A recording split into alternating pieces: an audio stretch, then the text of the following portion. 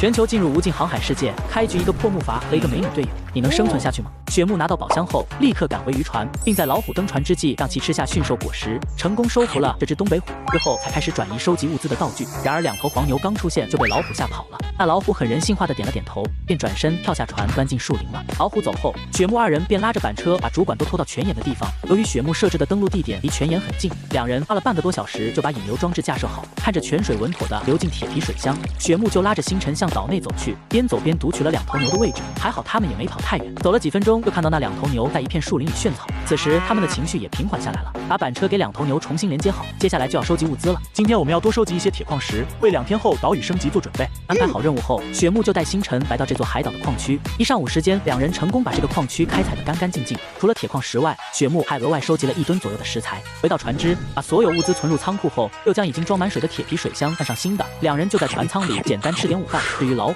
雪木一上午都没见到他的踪迹，只是在运送矿石的路上发现过不少动物尸体，说明他确实在狩猎。吃过午饭后，两人没有休息，雪木直接带着星辰来到海岛东侧的一块茄子地，安排他先在这里采摘后，雪木又自己去找寻另一个物资宝箱，一路边采集物资边往那个方向走去。找到宝箱后，又回到星辰的位置，两人一起采集作物，用了1下午时间，整个海岛的农作物基本被两人扫荡干净了。当二人拉着牛车满载而归的时候，那老虎也已经回来了，此时正趴在甲板上休息。为了避免两头牛又被吓跑，雪木命令老虎也钻进驾驶舱，这才和星辰牵着牛车靠近船只，先把物资存入仓库，两头牛传送回私人岛屿，然后两人又把竹子引流装置收回。今天的任务还算圆满完成。你以后不准接近牲畜圈，要不那些鸡鸭牛羊都得被你吓跑了。给老虎下了命令后，就让它自由活动了。之后雪木又来到航海屏幕前，先上架物资收购宝箱，然后又打开了制作页面查看了一下。今天收集不少食材，可以先做个灶台，这样星辰做饭也方便一些。晚上吃完饭，两人就早早休息了，毕竟一整天高强度劳动，就算增强了体力，也照样会疲惫。第二天早上，雪木是被老虎饥饿的叫声吵醒的，无奈起身给他投喂了一些肉，然后跟星辰一起收割成熟的农作物以及重新耕田种植。